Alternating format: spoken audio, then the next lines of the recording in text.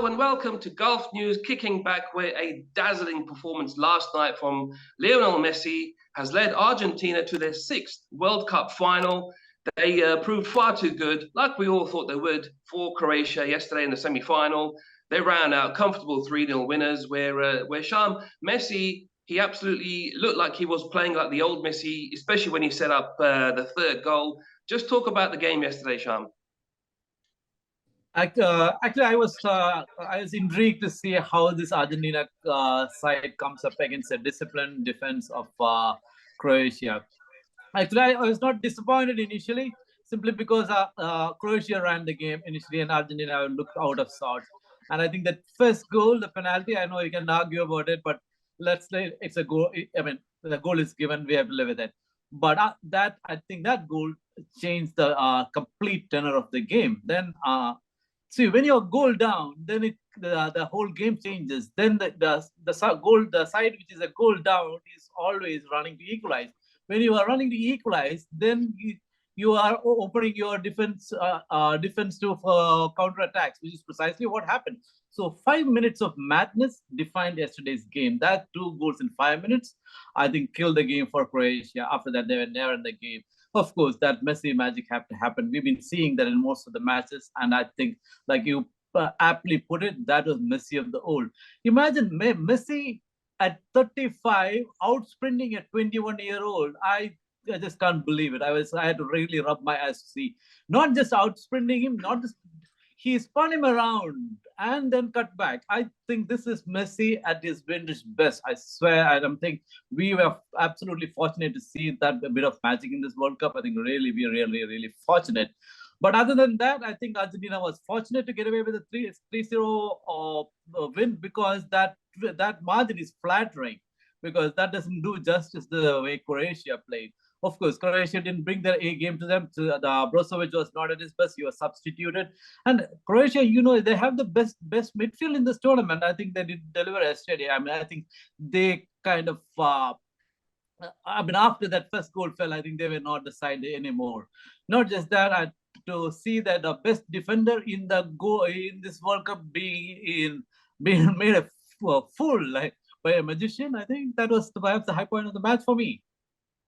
Shamsir, as Sham just alluded there, usually we've been so used to Croatia's robust, strong defense that never makes any mistakes. But yesterday, in a space of a few minutes, they made 2 calamitous errors. The first one, it was an error from the keeper, Livakovic, who's been brilliant. He's had such a good tournament. He's made some superb saves.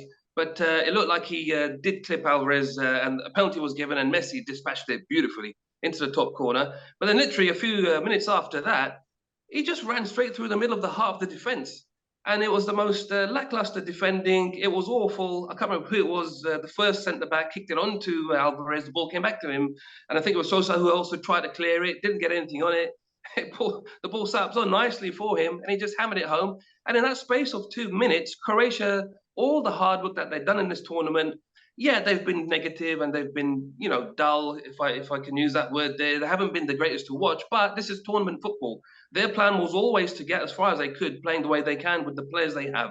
They haven't got the skills of the players of Argentina or the Brazils or of the France. They had to play with what they have. And credit to Dallas to get the team all the way to the semi-final. But 2 mistakes in that first half totally killed up their chances. What did you feel about their defending yesterday, Shamsir?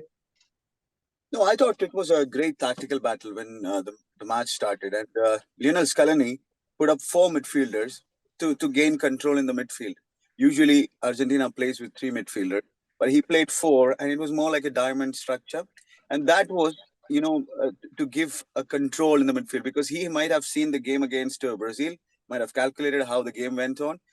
Croatia had total control in that midfield, because Modric and Brozovic and Kovacic, they always assert control in the midfield, and they play possession football. And we saw that in the first 20 minutes. It was more like that. Kovacic was gaining momentum, but Modric was not getting so much of an influence, because Enzo Fernandez was close to him, and these guys were like, trying to close down their special player Modric. But then Kovacic was having his influence. Then, yeah, like what you said, that one mad moment. And how that came, that is the question. Yes, Livakovic penalty and all these things. How that came? It was a long ball from the midfield, And how that came, because Josko Guardiola was close to Messi.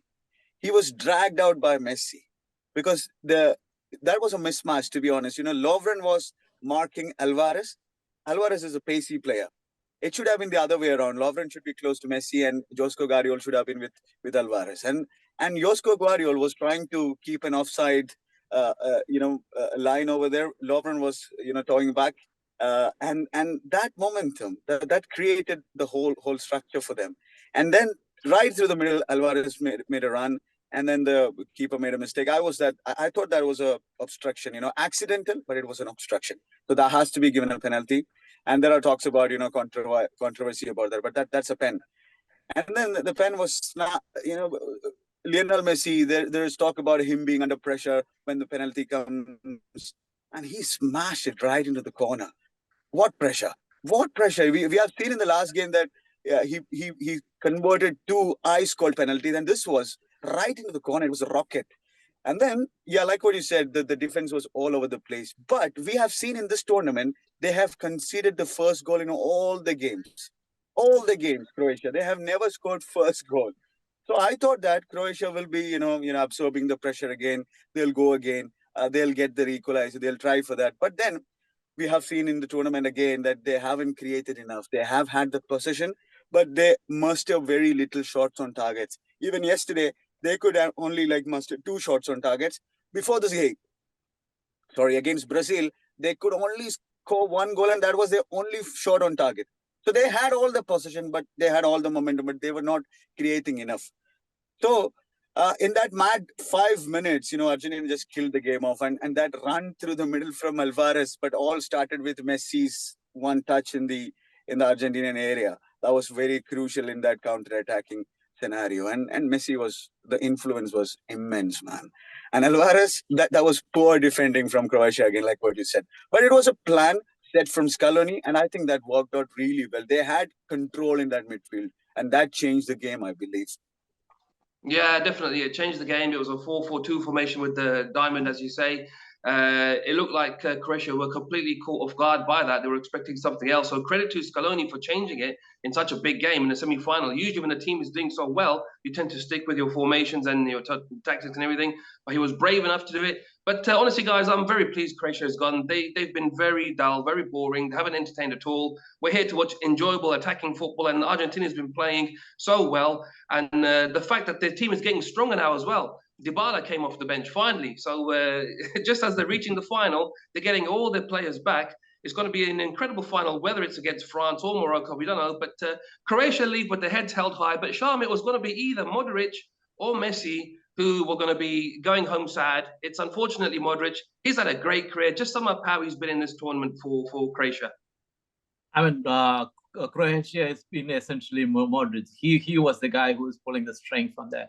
He was the one who was inspiring the rest of the midfielders, Kroasic and Brozovic for that matter.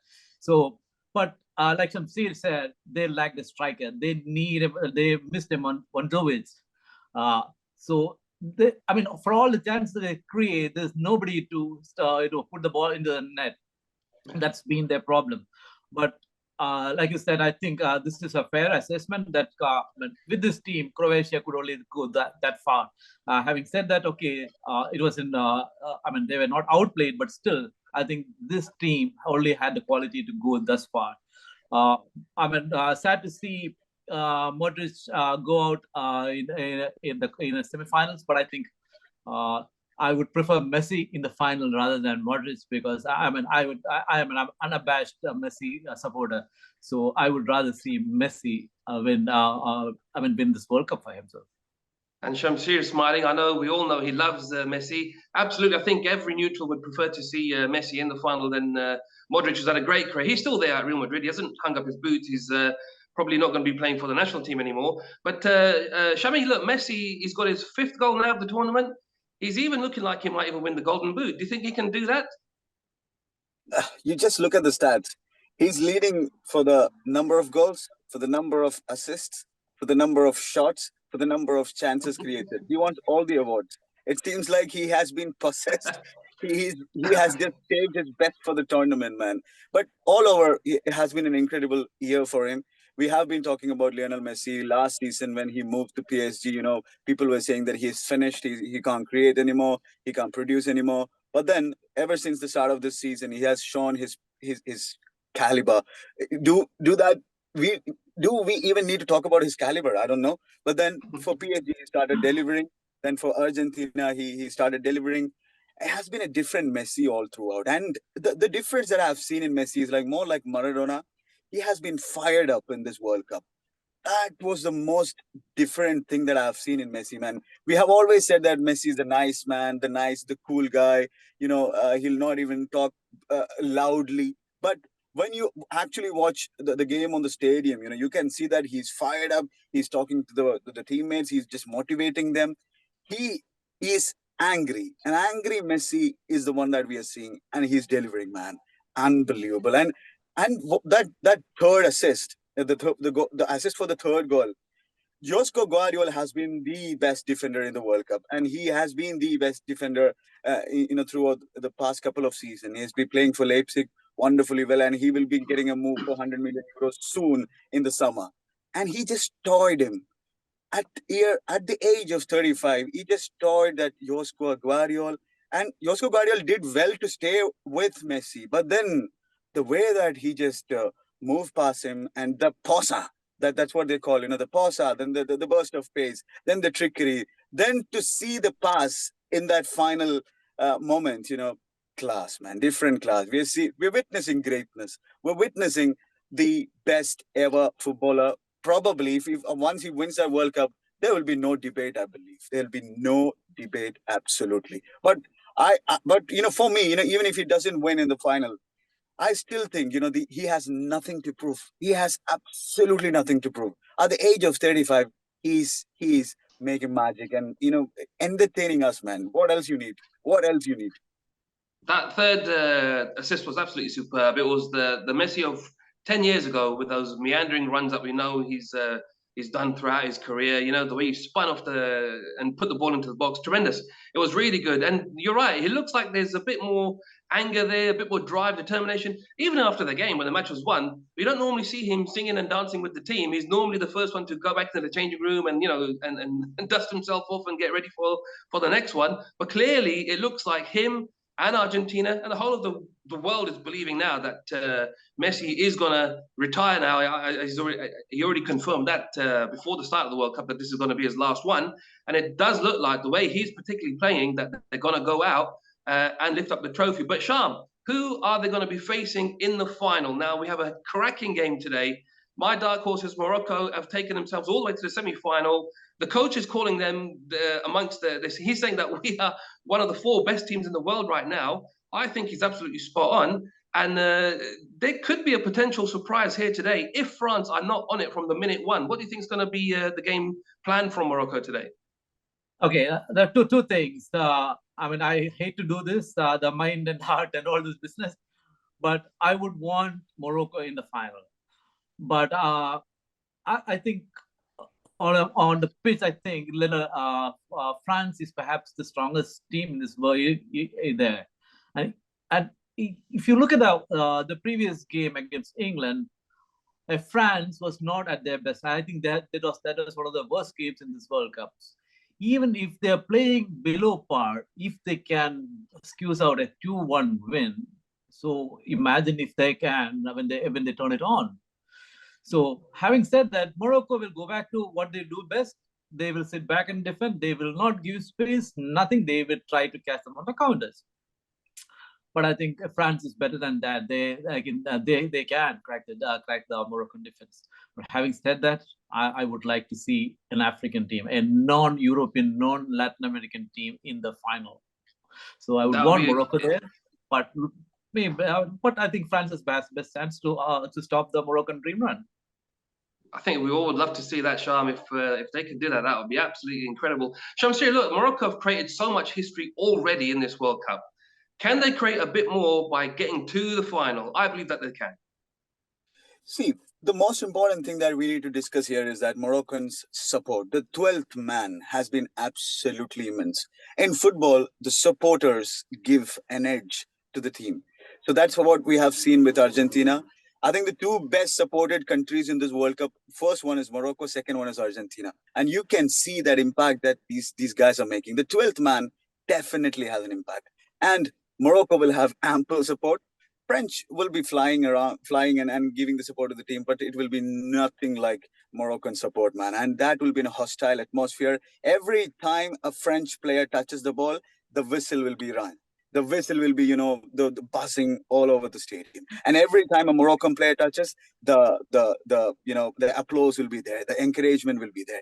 So it's going to be a crazy game. We will even think that the match is happening in Casablanca. So it's going to be such an incredible atmosphere. That's what the Moroccan fans are going to create. And not only Moroccan, all the Arabs, all the neutrals will be supporting Morocco. So the support is going to be with Morocco. And Walid Regragui, he's speaking sense. Whenever listen to him, there was talks about how to stop Mbappe, and he said there's no point in stopping Mbappe alone. They have different players like Griezmann and Giroud. These guys can create havoc. So I think with the way that they have played in the tournament, they can make a surprise. They can make a surprise with that crowd support, and they're very compact. And when you look at them, it's not only about defending, man. They play some good, slick football from back Absolutely. to front. They actually play some slick football. The counter-attacking is very swift, and they're very cool on the ball. And the Onahis and the Amrabat in the midfield is absolutely brilliant.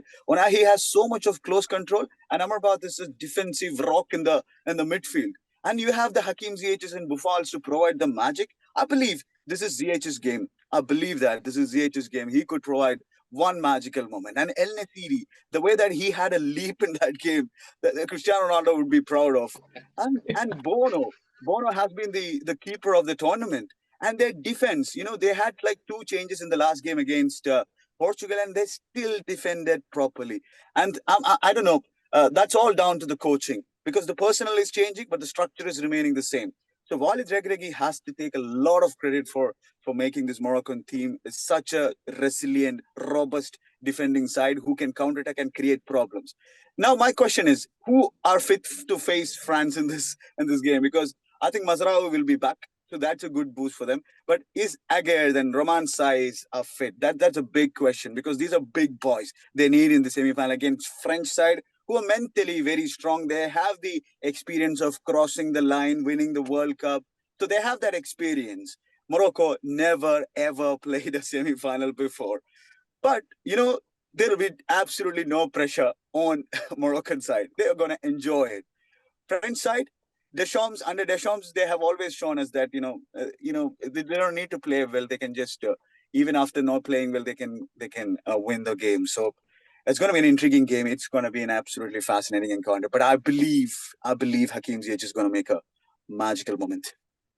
Yeah, I think you're spot on the Shamsir. I agree with that. It'll be interesting to see, yes, if the captain is fit to play. But as we know, the Atlas Lions, whoever's out there, they'll have 11 Lions on the pitch to go and do battle with the France. It's going to be an incredible game. They are the first Arab African country to reach the semi-finals of the World Cup. Can they go all the way and reach the final? We're going to find out tonight. That's all from us. We'll be back tomorrow morning to see how the game goes. In the meantime, and in between times, check out golfnews.com for all the latest news, reviews, and videos.